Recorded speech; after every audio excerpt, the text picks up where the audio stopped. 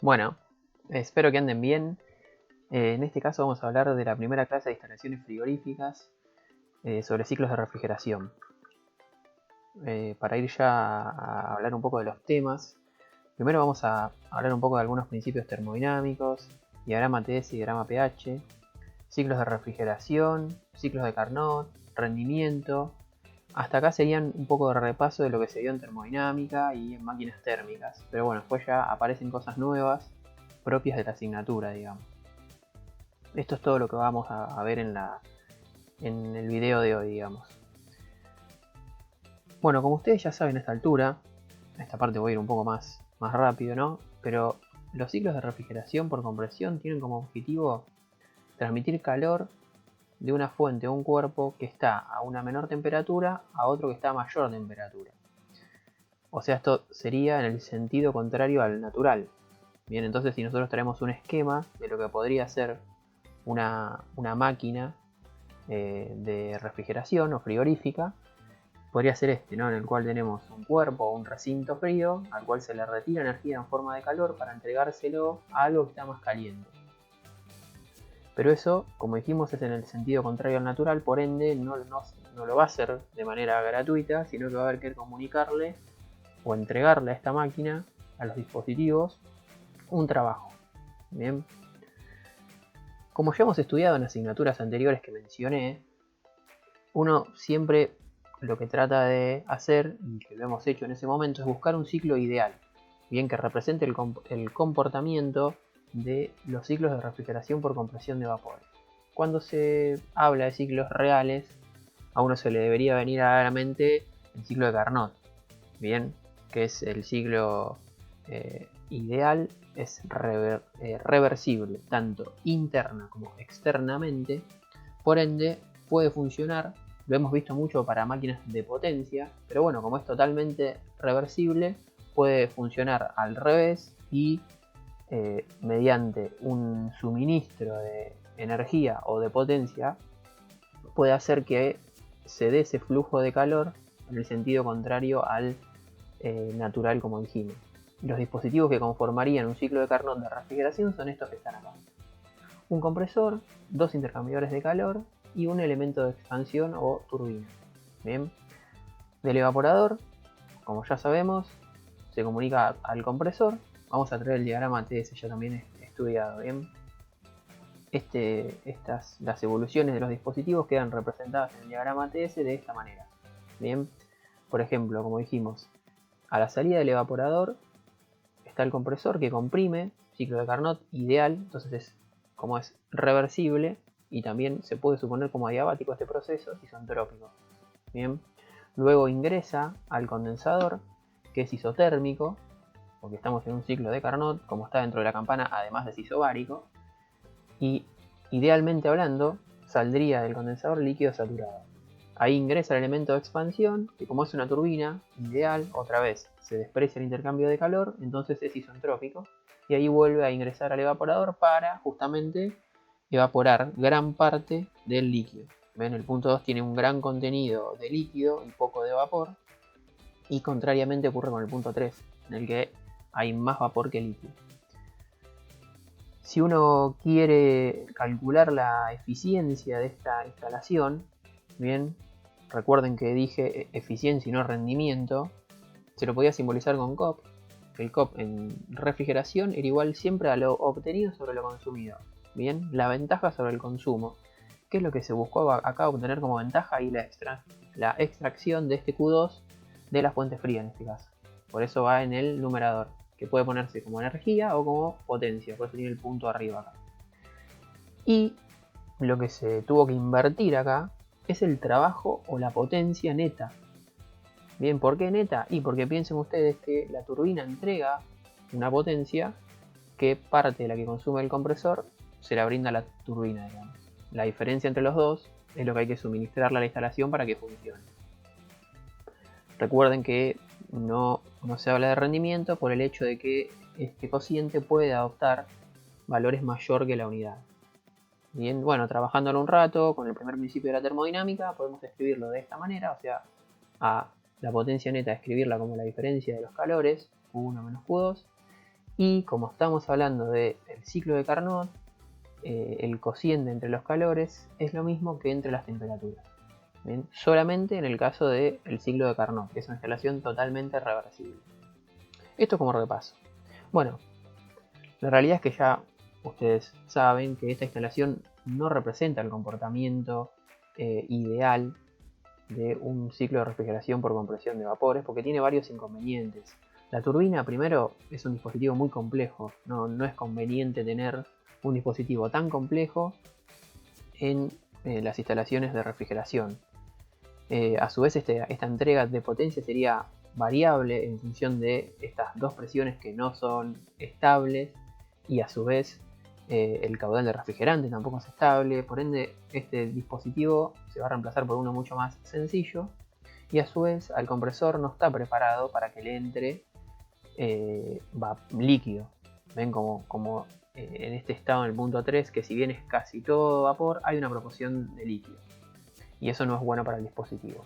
Entonces vamos a ver ahora que lo que se ideó directamente es pasar al ciclo en régimen seco. Este es el ciclo ideal para los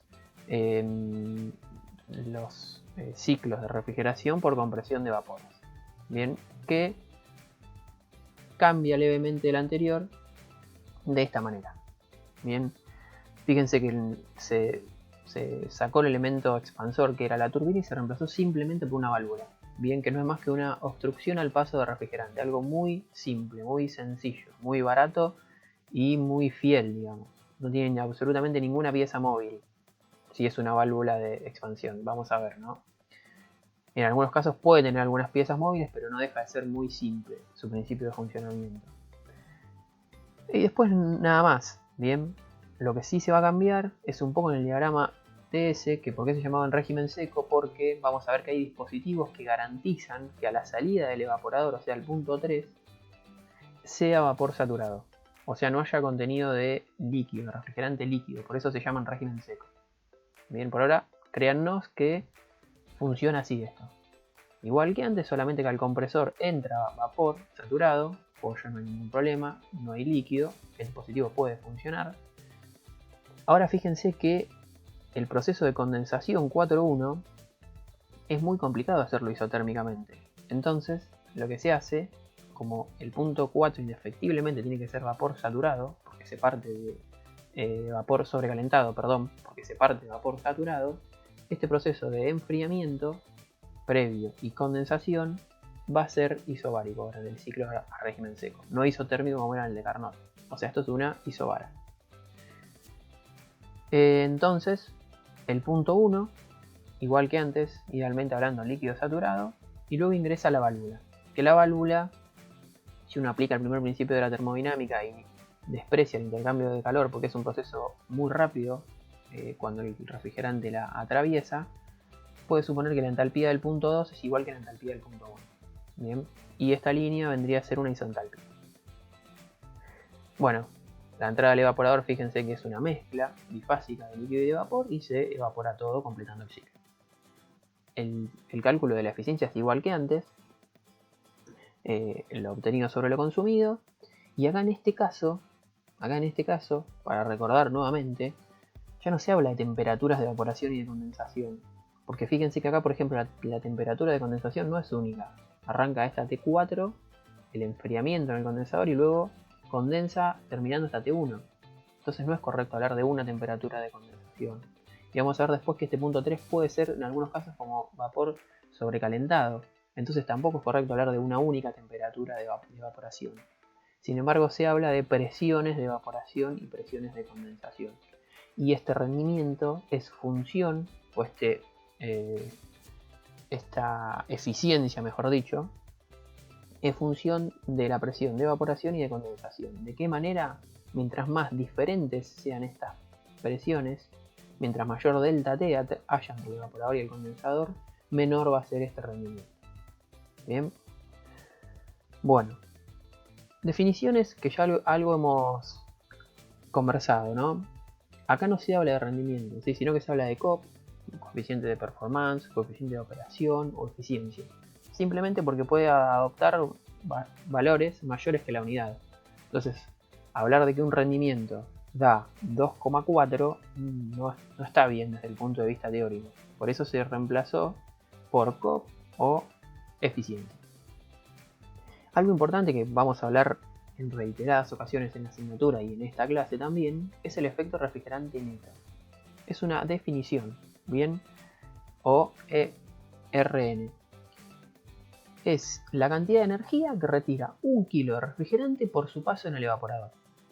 Definición, es así, hay que tomarlo así, ¿bien? Entonces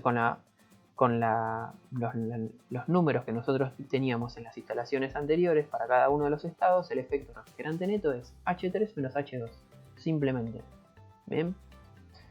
Piensen ustedes que si uno tiene que retirar una cierta cantidad de Q2 de un espacio a refrigerar, digamos de una cámara de refrigeración, esta cantidad es fija, ¿sí? Que sale de un balance de la cámara, como vamos a ver en la unidad que corresponde en la asignatura más adelante.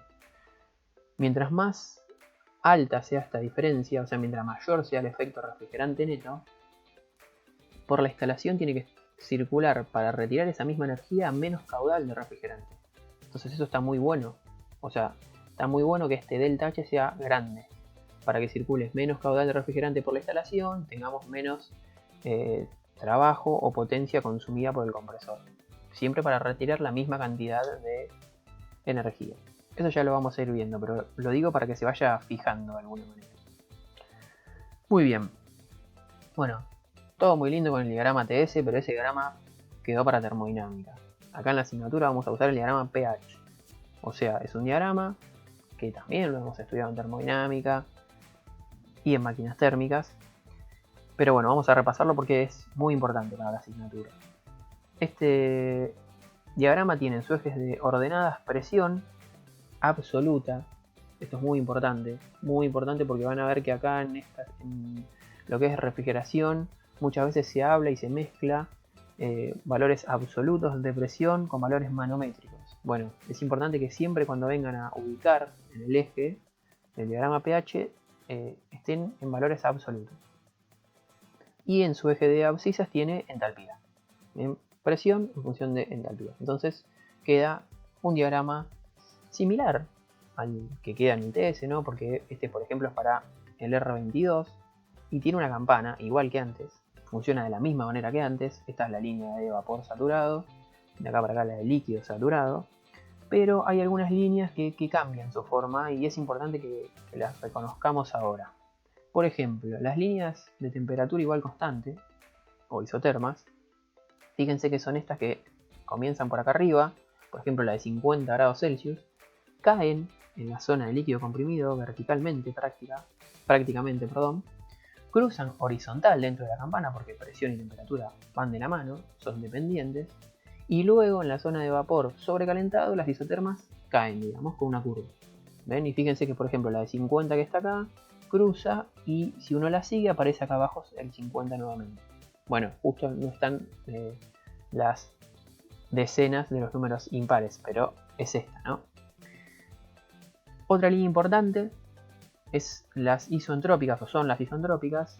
Esta más que nada nos va a importar en la zona de vapor sobrecalentado. Si ustedes prestan atención, las líneas isoentrópicas son estas líneas de trazo. Ven que acá dice S igual a 2,3 kJ por kilogramo Kelvin y decrecen hacia arriba. Bien. ¿Por qué nos va a importar acá?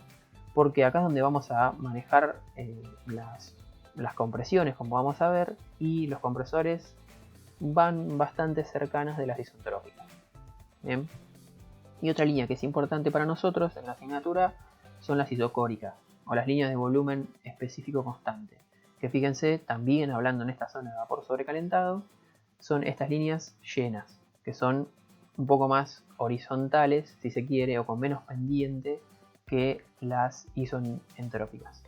Bien, es muy importante que antes de seguir adelante les quede claro cómo son estas tres líneas en el diagrama pH.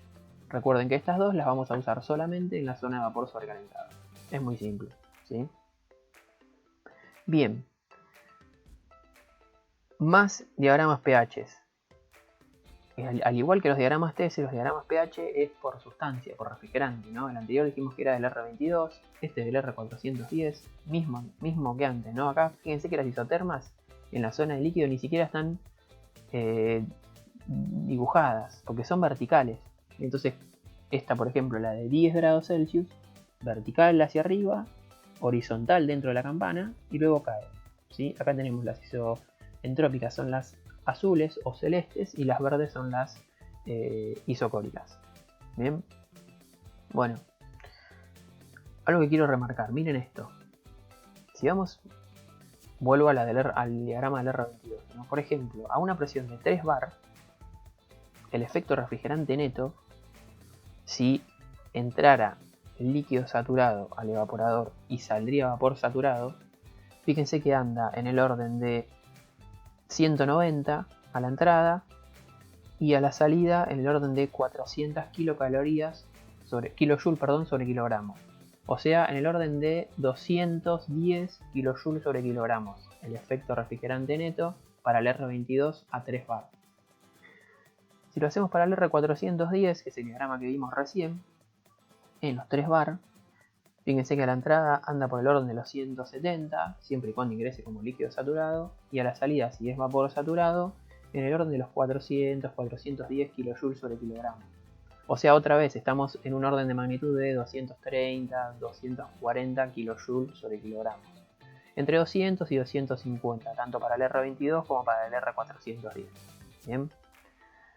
Ahora, si yo les voy a presentar acá un diagrama pH del amoníaco. Bien, igual que antes, ¿sí? Tenemos las isotermas, las isoentrópicas, las isocoras, lo mismo de siempre. Vapor saturado, la línea de la derecha, líquido saturado, la línea de la izquierda. Y si ahora vamos a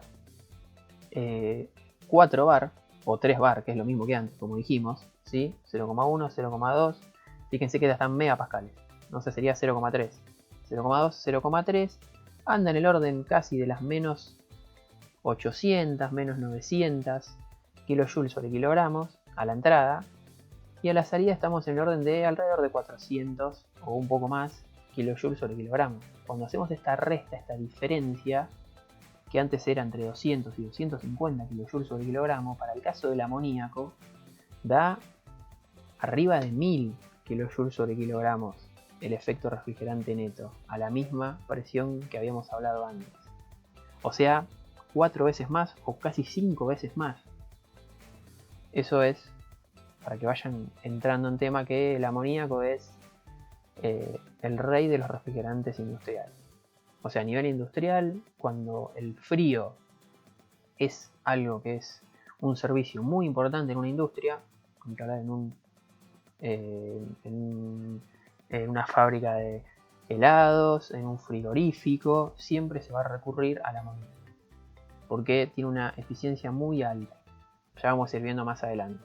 Bien, pero para que ya vayan viendo que en el efecto refrigerante neto es muy claro eso.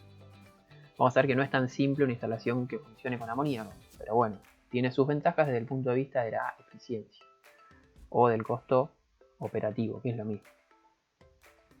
Bien, vamos a ver un poco ahora algunas modificaciones que se pueden hacer a una instalación básica. Esto también es repaso, ¿no? Antes de hablar de las modificaciones, yo quiero que queden claro que, por ejemplo, un diagrama pH, en este caso para el R410, la instalación que nosotros habíamos hecho hoy, en la cual teníamos, este sería el proceso de evaporación, de compresión, de condensación y el de expansión. Bien, piensen ahora que los dos intercambiadores de calor, el evaporador y el condensador, son isobáricos, habíamos dicho. Entonces acá quedan líneas horizontales, directamente. Bien. El proceso de compresión puede ir por una isoentrópica, que son estas líneas celestes, o en este caso es un proceso real de compresión en el cual va aumentando su entropía mediante la sustancia se va comprimiendo. Bien. Y el proceso de expansión acá es muy simple, porque como dijimos que la entalpía a la salida era igual que a la entrada, y el eje de entalpías es el horizontal, digamos, es una línea vertical. O sea, de las 4 evoluciones que tienen básicas un ciclo de refrigeración por compresión de vapor, un diagrama pH, 3 de ellas son líneas rectas. Eso está muy bueno, es muy útil, muy fácil de dibujar. Por eso es que vamos a usar este diagrama. Bien. Bueno, si uno disminuye la presión del evaporador, como dice acá, lo que va a pasar es lo siguiente. El diagrama pH va a ir a una presión de evaporación más baja. Bien. Fíjense que la presión inicial era esta y ahora la del nuevo evaporador más bajo es este valor. Eso crea algunos efectos en la instalación, digamos. Por un lado va a disminuir el calor que se absorbe en el evaporador, o lo que es lo mismo el efecto refrigerante neto. Bien, ¿por qué? Porque fíjense que la línea de vapor saturado se mete cada vez más adentro, o sea, va hacia la izquierda mientras uno va más abajo. Entonces este punto tiene una mayor entalpía que este. Bien, el de la entrada es el mismo, pero a la salida tiene una entalpía más baja. Eso hace que el efecto refrigerante neto baje. Y a su vez el trabajo del compresor aumentó, porque aumentó el delta P. O sea, hay un incremento en el trabajo neto. Bien. Y fíjense que hay otra cosa que pasa acá, que es un efecto no tan deseado, digamos. ¿Sí? Si uno traza la isoterma que pasaba por la salida de el compresor en la instalación inicial, era esta. Ahora en la instalación con una presión de evaporación más baja, la isoterma es más alta. Es decir, la temperatura de descarga del compresor para una presión de evaporación más baja es mayor. Piensen que esta temperatura que está acá, la descarga del compresor, es la máxima de la instalación. O sea, el refrigerante obtiene su máxima temperatura a la salida del compresor generalmente. Y eso muchas veces compromete la lubricación del mismo. Como vamos a ver la semana que viene, en la próxima clase, en la instalación el refrigerante generalmente no está solo circulando por todos los dispositivos, sino que circula con una proporción de aceite lubricante o refrigerante. Ese aceite cumple una función muy importante en el proceso de compresión, porque hay muchas piezas móviles que necesitan lubricación. Y tener una temperatura muy alta hace que la película de refrigerante que se forme sea cada vez de menor espesor y llegado a un cierto valor de temperatura se compromete la integridad del lubricante, se puede degradar, ¿sí? Se quema básicamente. Entonces, al disminuir la presión del evaporador, fíjense que aumenta la temperatura de descarga. Eso no está bueno, ¿sí? Bien, vamos a hablar un poco de capacidad de refrigeración. Fíjense acá dice capacidad de refrigeración en función de la presión de evaporación. Y es lo que dijimos antes. Cuando uno disminuye la presión de evaporación, la instalación se hace menos eficiente, ¿sí? Algo que nos gusta remarcar en la asignatura es que el frío, cuando se requiere a menor temperatura, es más caro. ¿Bien? Porque el coeficiente de operación o la eficiencia de la instalación disminuye. Manteniendo constante la temperatura de condensación, como dice acá en 40, para un refrigerante como R22, fíjense que lo que se grafica acá es la capacidad de refrigeración en kilowatts. Bien. Y a medida que disminuye la temperatura de evaporación, disminuye la capacidad de refrigeración. Bien. La diferencia entre estas dos curvas, que es la azul o celeste y la roja, es en el caso de la celeste, la refrigeración del motor eléctrico del compresor se hace con aire, o sea, se externa a la instalación, digamos. En cambio, en este caso, en el cual dice que se la enfría con gas, el mismo refrigerante, como está frío a la salida del evaporador, fíjense que anda en el orden de estos valores de temperatura, puede usarse, si el fabricante lo diseña así, para refrigerar el bobinado del motor, ¿sí? Eso hace que se caliente por el simple hecho de pasar por el bobinado. Entonces fíjense que cuando vamos a temperaturas de evaporación más bajas, esto no es tan eficiente, no sirve tanto, ¿sí? Y hablando de eficiencia, ¿sí? Es más o menos la misma curva, pero expresada en función del COP, digamos. O sea, ¿cómo varía el COP? En función de la presión de evaporación. Bueno, lo que dijimos. Mismo refrigerante que antes, se fija la temperatura de condensación. Acá va y y viene por ahora si la refrigeración del motor eléctrico es por aire externo o por el mismo refrigerante. Pero bueno, lo importante es que a menor temperatura de evaporación el COP disminuye y cae rotundamente. Fíjense, bueno, este caso es para el R22, que no es un refrigerante que se utiliza a baja temperatura ni a media si quiere, sino es para alta temperatura de evaporación. O sea, se lo utiliza por este orden. Bien, de temperaturas de evaporación. Pero bueno, es importante que les quede claro que el frío a menor temperatura es más caro. Las instalaciones a menor temperatura son menos eficientes. Pero bueno, no queda otra. Si uno tiene que tener una cámara de congelados a menos 25 grados, y bueno, va a tener que evaporar a menos 30, menos 35. ¿Sí? Y no queda otra. Porque si no, no hay manera de lograr esa temperatura en el aire de la cámara de congelados. Hay que pagarlo, hace frío y no queda otra. Bien. Temperatura de descarga. Esto es lo que estuvimos hablando. La temperatura de descarga es la temperatura de salida del compresor. Bien. Fíjense que acá está graficado la temperatura de descarga, grados Celsius siempre, en función de la temperatura de evaporación. ¿Sí? Para distintos gases refrigerantes, R22 o R404A. ¿Sí? Por ejemplo, si vamos al R22, fíjense que para altas temperaturas de evaporación, en realidad altas con respecto a estos valores, ¿no? No hay ningún drama. Fíjense que acá fija un umbral de 140 grados Celsius. En este valor, generalmente hablando, ¿no? Y a grandes rasgos, es el valor que se compromete la lubricación de las partes móviles y la integridad del aceite. Bien, entonces es un límite. No hay que tratar de que la temperatura de descarga del compresor supere este valor. Obviamente va a estar el valor exacto es el que indica el fabricante, ¿no? Pero bueno, anda más o menos en estos valores. Entonces fíjense que cuando se lo refrigera por gas, como antes, es imposible, teóricamente hablando, tener una temperatura de evaporación menor que menos 30 para el R22, porque si es más baja, superamos ese límite de temperatura. Bien, eso se podría solucionar si hacemos una refrigeración por aire, pero no viene el caso. Acá lo que nosotros queremos que les quede claro de este gráfico es que mientras lo que vimos en el diagrama pH, ¿no? Que mientras la temperatura de evaporación disminuía, además de disminuir la eficiencia, también tenemos esta contra, que aumenta mucho la temperatura de descarga del compresor y se puede comprometer la lubricación del mismo. Acá tenemos las condiciones en las cuales se realizaron estas curvas, ¿no? Se fijaron estas condiciones, la de evaporación, la de condensación, la de entrada al compresor, tiene un delta T, pero bueno. Lo importante es que a menor temperatura de evaporación aumenta la temperatura de descarga.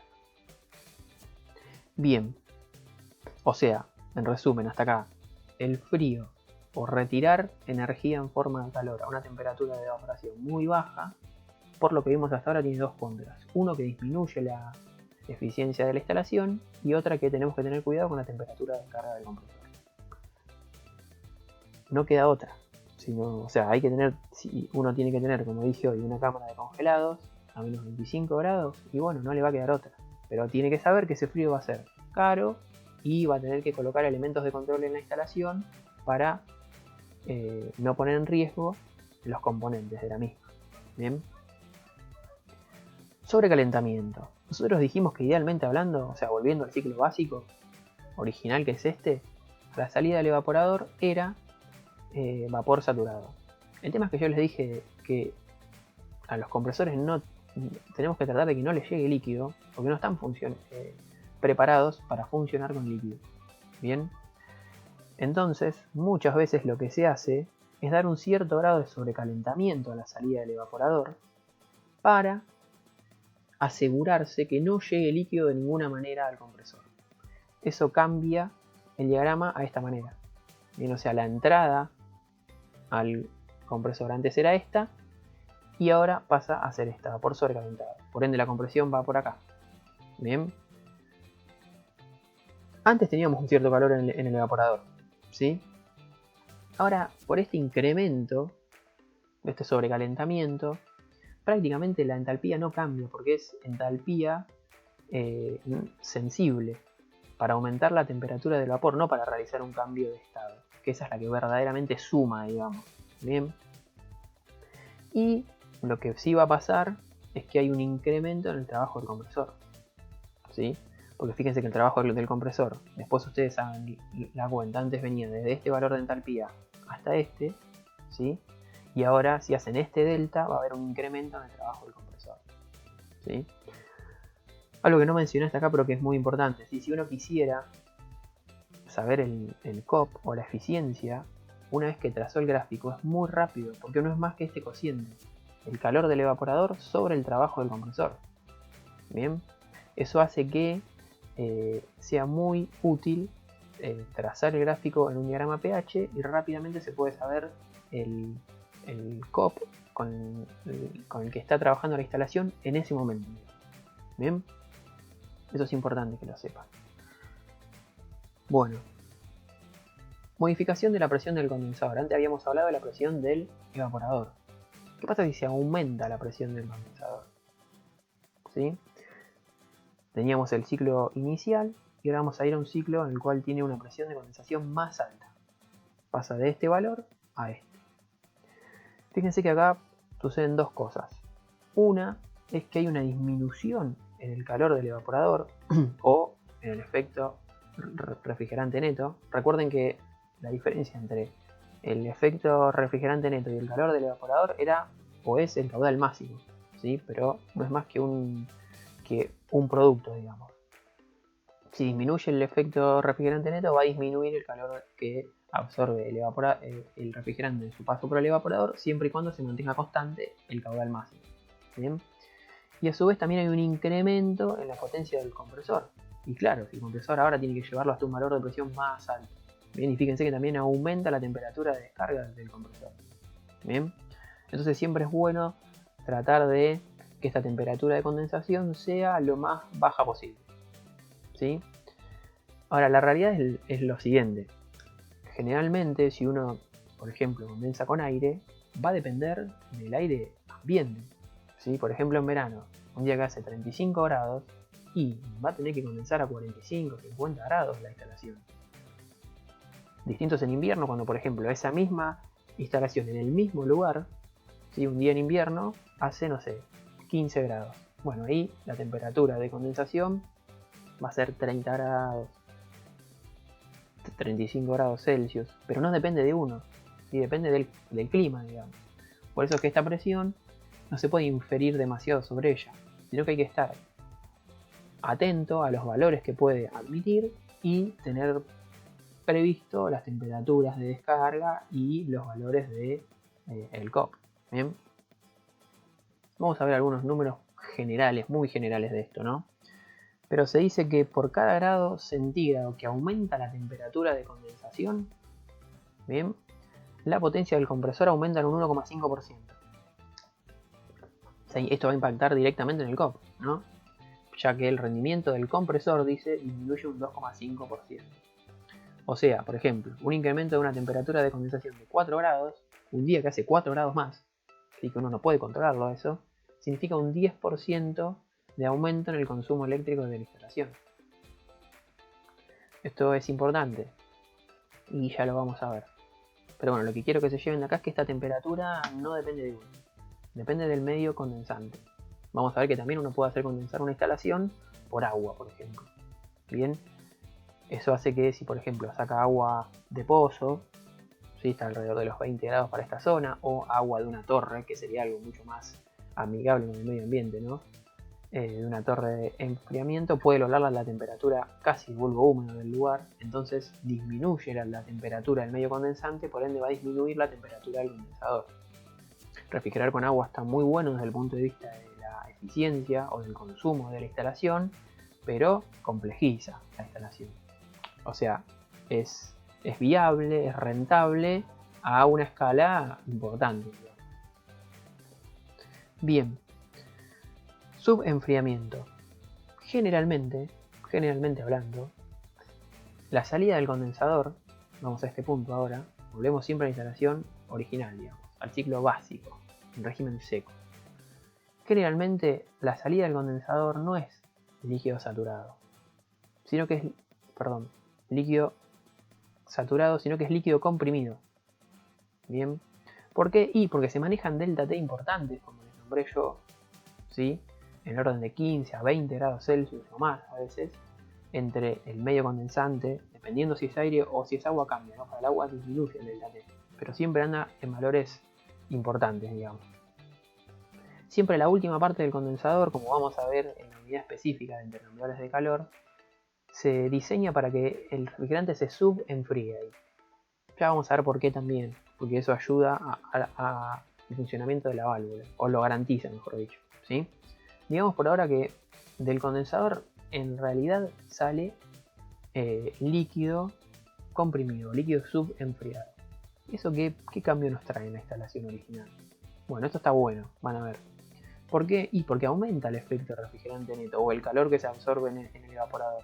Antes era desde este punto hasta este, y ahora es desde este punto hasta este. O sea, se aumentó el efecto refrigerante neto, o la cantidad de energía que absorbe 1 kilo de refrigerante en el paso por el evaporador. Y fíjense que el trabajo del compresor ni se modificó. Esta zona ni se enteró. Bueno, esto está muy bueno, porque aumenta la eficiencia gratis, digamos. Solamente hay que lograr, no tan gratis, ¿no? O sea, hay que diseñar el condensador para que logre este subenfriamiento en el final del... Bien. Voy medio rápido porque es repaso hasta acá, ¿bien? Ciclos reales, ¿qué irreversibilidades tienen? Y bueno, esto ya empieza a ver algunas cuestiones que fuimos mencionando, ¿no? O mencioné porque estoy solo acá, pero bueno. A la salida del evaporador, como dijimos, generalmente hay vapor sobrecalentado. Y las compresiones no son, fíjense que volvimos al TS, ¿no? Fíjense que una compresión isentrópica es la ideal si sería una línea vertical. Bueno, que acá está marcado en el punto 3. Esa en la realidad no existe. En la realidad va a ir o hacia un valor de entropía mayor, o si se lo refrigera de manera importante a esa compresión, podríamos ir hasta el punto 2. Hasta este punto 2, digamos, ¿no? O sea, un valor de entropía menor. Obviamente, tanto en el evaporador como en el condensador, fíjense que la presión no es constante, sino que decae por el simple rozamiento del fluido. ¿Bien? Bueno, hay un subenfriamiento y cosas que ya estuvimos hablando. Y a su vez hay algo que estuvimos hablando que nos juega en contra, que es la necesidad de que en los intercambiadores de calor, evaporador y condensador con nombre propio, tiene que haber una existencia de un delta T entre el refrigerante. Por ejemplo, en el caso del evaporador, el delta T va a ser, bueno, acá está marcado, fíjense, entre la temperatura de evaporación, que es la del refrigerante, y la del recinto, ¿sí? Por ejemplo, un recinto que está a 20 grados Celsius, para que la cesión de calor sea del aire al refrigerante, el refrigerante necesariamente tiene que estar a una temperatura menor, ¿sí? Y contrariamente pasa en el condensador. Y si la temperatura del aire, como dijimos, un día es de 30 grados Celsius, un día en verano, de no mucho calor, la temperatura de condensación tiene que ser más alta, esta es la del refrigerante, para que le pueda ceder energía al aire que está a 30 grados. Bien, y no sé si se acuerdan ustedes, pero cuando vimos el COP al inicio de la presentación dijimos que era función de las presiones de evaporación y de condensación, ¿sí? Idealmente hablando, no puede asumir que el refrigerante está a la misma temperatura que el recinto y a la misma temperatura que el medio condensante. Bueno, en la realidad eso no pasa. Tiene que haber estos delta T que hacen que aumente esta diferencia de presión. Solamente por el hecho de que existan estos delta T, existe un aumento en el delta P. Y eso juega en contra del rendimiento. ¿Bien? ¿Qué me refiero con esto? Que si uno no tiene en cuenta la existencia de estos delta T y calcula un coeficiente para una cierta instalación, en realidad estaría siendo bueno, digamos. El coeficiente real va a ser menor porque tiene que existir sí o sí estos delta T. Bien. Y acá hablamos un poco de diferencia de temperatura, que algo ya mencioné. En lo que es el evaporador, ¿sí? Acá es muy importante. Yo lo que mencioné fue para el condensador. Para el caso del evaporador, la diferencia de temperaturas, perdón que vuelvo un cachito, este delta T, ¿sí? Mientras más alto es, como ustedes ya saben, va a favorecer el intercambio de energía, ¿sí? Eso es la ecuación de transferencia de energía, ¿sí? Q es igual a U por A por delta T. Mientras más alto es el delta T, mayor tasa de transferencia tenemos. El tema es que en lo que es el evaporador, que está en contacto muchas veces ese aire con el producto, infiere en la temperatura, en la humedad relativa, perdón, de la cámara. Bien, ¿de qué manera? Acá presento un gráfico. Fíjense, dice, esta es la humedad relativa de la cámara, ¿sí? De la cámara en la cual tenemos nuestro producto a refrigerar, a conservar, a congelar, congelado, lo que sea, ¿sí? La humedad relativa de la cámara, fíjense que está puesto acá en función del delta T. Este es el delta T entre el evaporador, o sea, entre el delta T del evaporador, digamos, entre el refrigerante y el aire de la cámara. Bien, cuando uno tiene mayor delta T, como dijimos hoy, para este lado crece el delta T, dijimos que está buenísimo desde el punto de vista de la transferencia térmica. Bueno, pero fíjense qué pasa con el aire de la cámara, lo seca, ¿sí? Por ejemplo, para un delta T de 7 grados Celsius, eso va a tender a que la humedad de la cámara ronde el 80%. Ahora, si ese mismo intercambiador de calor uno lo hace trabajar con 10 grados Celsius de delta T, o centígrados mejor dicho, ¿no? Fíjense que ahí ya la humedad cae al 70%. ¿Por qué es esto? Y es simple, porque cuando el aire de la cámara se pone en contacto con el refrigerante, como ustedes saben, muchas veces lo va a llevar hasta el punto de rocío del aire y lo va a hacer condensar. Y mientras más frío esté el refrigerante, más cantidad de agua le va a retirar al aire húmedo de la cámara, ¿sí? Entonces uno al momento de diseñar la cámara tiene que saber si al producto que uno está conservando le importa la humedad relativa. Bueno, tiene que tener en cuenta el delta T, ¿sí? Luego va a haber algún dispositivo que haga el ajuste fino de esta humedad relativa. Si no es que si uno garantiza un delta T de 7, la humedad va a ser 80%. Va a rondar este valor, ¿sí? Porque tampoco se puede fijar este valor, ¿sí? De un delta T. Hay productos que están empaquetados, sellados, lácteos por ejemplo, que no influye en la humedad relativa. Entonces ahí uno puede utilizar el delta T que quiere, ¿bien? Pero otros, por ejemplo frutas o carnes, es muy importante la humedad relativa porque va a inferir en la calidad del producto. Bien, bueno, esto vamos a volver muchas veces durante la cursada. O sea, el delta T del evaporador influye en la humedad relativa del aire de la cámara. Para lo que es el condensador ya algo estuvimos mencionando. A muy grandes rasgos, ¿no? Muy grandes rasgos. Valores generales. Cuando uno condensa con aire, o sea, cuando el medio condensante es aire, y habla de delta T de 15 a 20 grados Celsius. Valores muy importantes en el condensador. Y con agua uno puede, como mencionamos hoy, trabajar con delta T más chicos, en el orden de los 10 grados Celsius a 15 a veces, ¿sí? Pero es menor. Bien, vamos a un poco más sistemas de dos temperaturas de simple etapa. ¿Qué pasa cuando uno tiene en una instalación dos cámaras que quieren que estén a diferente temperatura? ¿Lo puede manejar una misma unidad de compresión y de condensación? Sí, lo puede manejar. Una posibilidad muy básica, muy simple, muy rudimentaria es esta. ¿Ven? Fíjense que tenemos una cámara a 4 grados y otra cámara a menos 18 grados Celsius. ¿Bien? Todas manejadas con el mismo compresor y con el mismo condensador. Acá hay varios inconvenientes. Fíjense que cada evaporador va a funcionar con su elemento de expansión que corresponde. Esta presión que está acá es la del condensador, que es siempre la misma, idealmente hablando, ¿no? Desde la salida del compresor hasta la entrada de las válvulas la presión va a ser la misma. Y fíjense que toda esta línea de acá también tiene la misma presión, porque es cañería nada más. O sea, la presión de estos dos evaporadores es la misma, la presión de refrigerante. Y tiene que ser una presión tal que garantice que le podamos retirar energía a este aire que está a menos 18.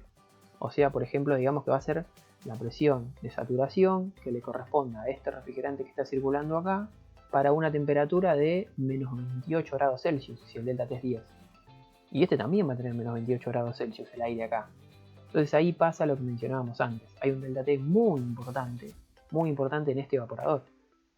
Yo fijé en este en 10 grados Celsius, pero este se me fijó mucho más grande, porque manejan la misma temperatura de evaporación. Bueno, hay varios inconvenientes acá como les mencioné. Uno es que el delta T en este evaporador es inmenso. Si uno tiene acá dentro un producto, esta es una cámara de conservación por la temperatura, ¿no? O sea, temperatura cercana a las heladeras de nuestras casas. Tiene acá un producto que se pueda secar, digamos, o sea que la humedad del aire lo influya, no va a estar bueno.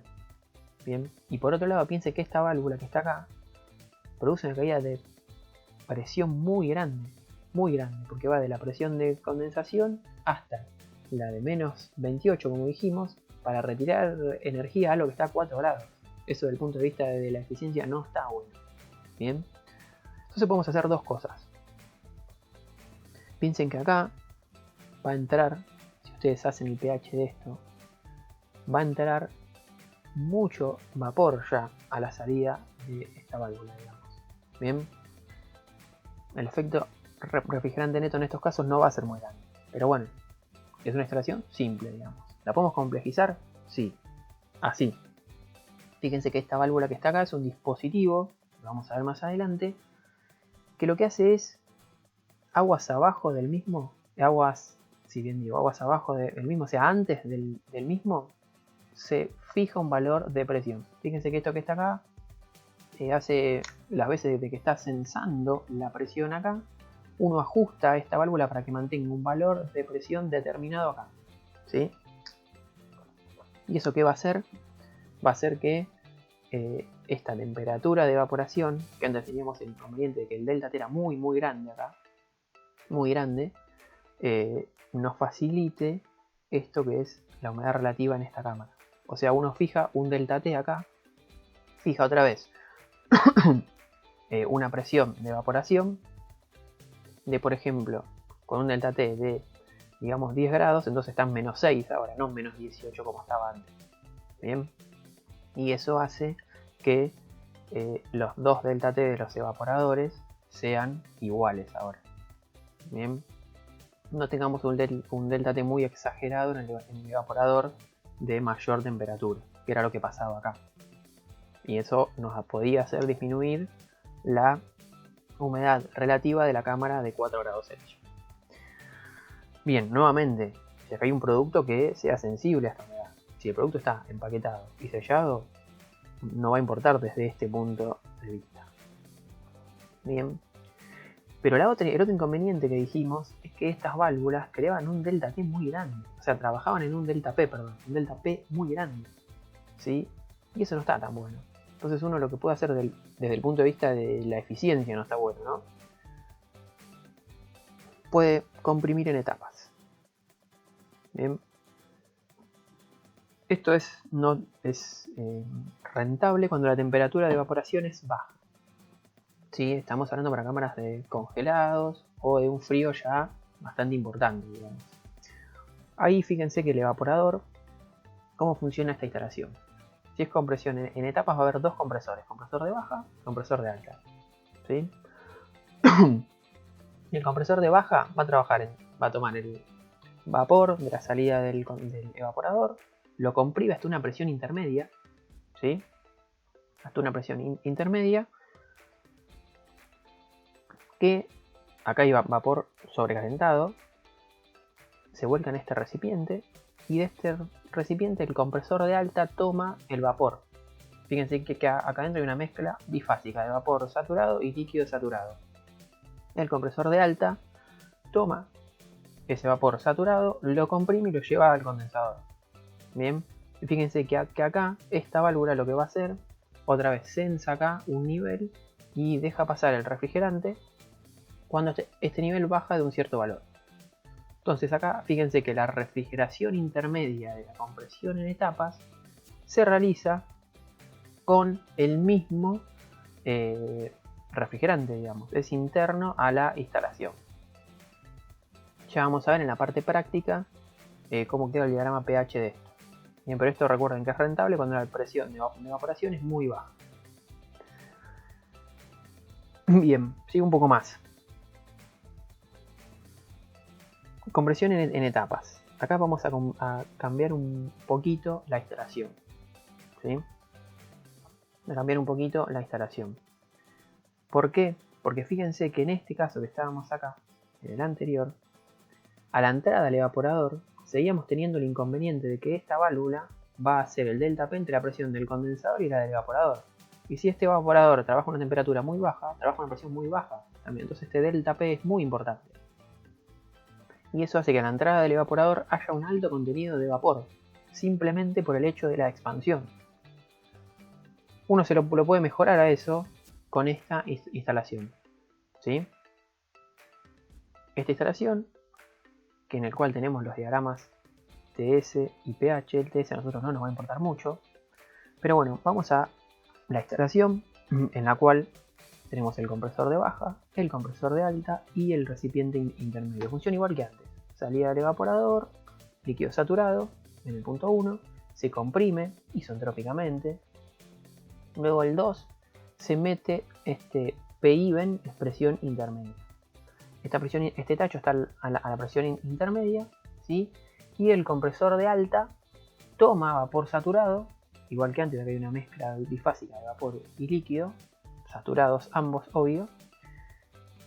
Fíjense que toma vapor saturado, el punto 3, lo comprime isentrópicamente hasta la presión del condensador. Bien, que es el punto 4. Ahí se enfría, condensa y idealmente hablando sale el punto 5, que es líquido saturado. Ahí pasa por una válvula, una primera válvula, que va a hacer que decaiga la presión del condensador a la intermedia. Bien, y fíjense que acá hay un contenido de vapor en esta expansión.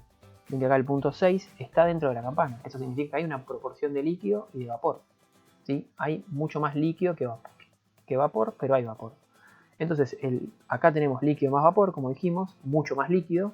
El poco vapor que viene acá vuelve para el compresor, ¿sí? Eso hace que acá haya una masa de vapor dando vuelta todo el tiempo, que es lo que se llama como G' en esta instalación. El líquido, que le llama G, viene, decanta y fíjense que viene para acá, G, esta masa, ¿sí? Esto puede haber una bomba o no, dependiendo de si la instalación está lejos, el evaporador o no. Vamos a sacarla por ahora y acá se produce la expansión desde la presión intermedia a la del evaporador. Bien, que sería el punto 8. Piensen ustedes que en las situaciones anteriores estábamos expandiendo directamente con una sola válvula desde la presión del condensador a la del evaporador.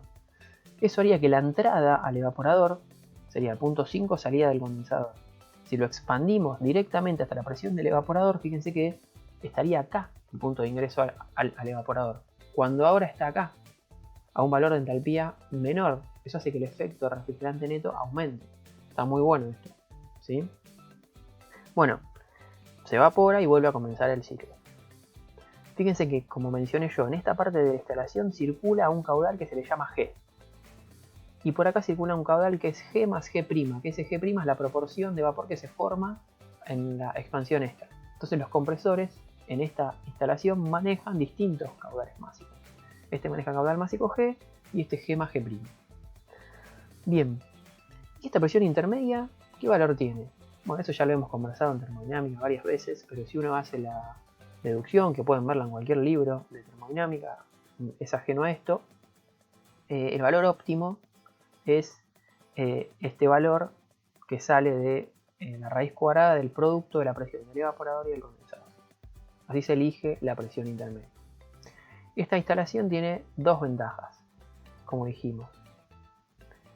Una es la alta eficiencia por realizar la compresión en etapas y la otra es la eliminación del vapor para el evaporador, como dijimos hoy. Si hubiéramos hecho la expansión de una, teníamos mucha cantidad de vapor en la entrada del evaporador. En cambio ahora el contenido de líquido es mucho más importante. Esta instalación se conoce, la van a ver en la teoría de la asignatura y en la guía de ejercicios de la asignatura como una compresión en etapas con enfriador intermedio abierto. ¿Sí? Cuando le aparezca eso en la guía de ejercicios, hacemos referencia a esta instalación de refrigeración. Bien, vamos a volver en esto cuando expliquemos los ejercicios. Instalaciones de refrigeración básica, ¿sí? Una foto, como vimos hoy. Tenemos el evaporador, este sería el interior de la cámara, ¿bien? Cuyo aire está a menos 18 grados, dice. Una cámara de conservación de productos congelados, por ejemplo. El evaporador, fíjense que dice la temperatura de la bobina, la temperatura del evaporador, la temperatura de evaporación es menos 30. Ahí hay un delta T. Se dan cuenta entre lo que es la temperatura del aire, de la nevera en este caso, o de la cámara, y el evaporador. ¿Sí? Fíjense que ya la salida del evaporador, la temperatura es menos 20, o sea, hubo 10 grados de sobrecalentamiento en el evaporador propio. ¿Sí? Luego salimos de acá, vamos al compresor, que es este que está acá, y fíjense que acá se siguió sobrecalentando. Y sí, porque esto fíjense que está a menos 10 grados, por más que tenga un aislante, no va a ser perfecto, un aislante térmico, y va a ganar energía del ambiente, que seguramente está a una temperatura mayor que menos 20 y que menos 10. ¿Sí? Entonces se sigue sobrecalentando. Eso de alguna manera está bueno porque asegura que no llegue líquido acá, pero va en contra, como vimos hoy, de la eficiencia. Entonces se comprime, ¿sí? Fíjense que la salida del compresor nos marca que está a 110 grados Celsius. Acá fíjense que cambió el color de la cañería porque la presión es otra. Estamos en la presión del condensador ahora. Este es el condensador propiamente dicho. Está condensando a 45 grados el refrigerante. Bien. Acá hay un receptor de líquido, un acumulador de líquido, por ahora no es más que un tacho, ¿sí? En el cual se acumula el refrigerante que la instalación no utiliza momento a momento. Luego puede haber un filtro, una mirilla con burbujas. Fíjense que acá llega a 40 grados Celsius, o sea, acá estaba a 45 y acá se enfrió, o sea, hay un subenfriamiento, digamos. Y este círculo blanco que está acá es la válvula de expansión. ¿Sí? Bueno, así más o menos cómo funciona. Fíjense que acá, como dijimos hoy, el aire a menos 18 en contacto con la bobina que está a menos 30 va a condensar. En este caso se va a congelar el agua. Pero bueno, después vamos a ver cómo se hace para eliminar por acá lo que es el agua que condensó del aire ambiente. Bien, esto más que nada para poner un poco de valores. Cualquier instalación de la realidad más o menos cuenta mínimamente con los dispositivos que están acá. Sistemas en cascada. Esto queda para aplicaciones muy drásticas de temperatura, es decir, cuando la temperatura de evaporación es muy baja, muy baja, lo que se puede hacer es trabajar con dos ciclos con sustancias diferentes, con refrigerantes diferentes cada uno. ¿Por qué? Porque si uno quiere trabajar con un solo refrigerante, la temperatura de evaporación y la de condensación, como son muy distintas estas presiones, porque esta temperatura es muy baja, se va a complicar. La instalación va a ser muy poco eficiente, digamos. Entonces una solución teóricamente que se encuentra es trabajar con dos sustancias distintas, ¿sí? Esta que tenga una buena performance a esta temperatura y esta otra que tenga una buena performance a una temperatura más baja. Y fíjense que lo que es el evaporador del ciclo de alta actúa como condensador del ciclo de baja. O sea, esto no es más que un intercambiador de calor refrigerante, digamos. El refrigerante de esta instalación que es uno contra el de esta instalación de refrigeración que es otro. Después las instalaciones son igual que como las vimos antes, cada una va a tener un condensador, un elemento de expansión, un evaporador y un compresor. Bien. Esto porque están en la teoría y lo van a ver. Y por último hablar un poco de unidades. Si acá en lo que es refrigeración, esto más que nada para que les quede las conversiones, nada más que eso. Es muy común que las presiones se trabajen en distintas unidades. Yo voy a dar las equivalencias nada más, ¿no? Una atmósfera, es muy común acá hablar en PSI, ¿sí? 14,7 PSI es una atmósfera, 101,325 kilopascal. Bien, acá tienen un manómetro que muchas veces tiene varias escalas. Bien, ¿sí? Bueno, y otra unidad que van a tener que convertir bastante ustedes es la de potencia frigorífica. Una muy utilizada en la vida cotidiana son las frigorías, ¿sí? Que es lo mismo que kilocalorías hora. O sea, 3000 kilocalorías hora es lo mismo que 3000 frigorías. Mediante un pasaje de unidades es lo mismo que más o menos 3,52 kilowatts. Y una unidad muy utilizada ya más específico en el campo de la refrigeración es la tonelada de refrigeración, ¿sí? En el cual una tonelada de refrigeración son 3000 kilocalorías hora o 3000 frigorías y 3,52 kilowatts. ¿Sí? También se suele utilizar la unidad de BTU sobre hora. Bien, acá no es más que ejemplos en las cuales nosotros tenemos una mezcla de unidades importantes. Fíjense que acá habla en watt, ¿sí? Luego habla en BTU hora, o sea, mezcla muchas unidades, lo que es en los sistemas de refrigeración. ¿Sí? Acá están toneladas de refrigeración, por ejemplo, entonces es importante que tengan en cuenta las compresiones estas, porque en los ejercicios la van a usar seguramente. Bueno, ha sido todo por hoy, por esta clase. Cualquier cosa nos consultan. Hasta luego.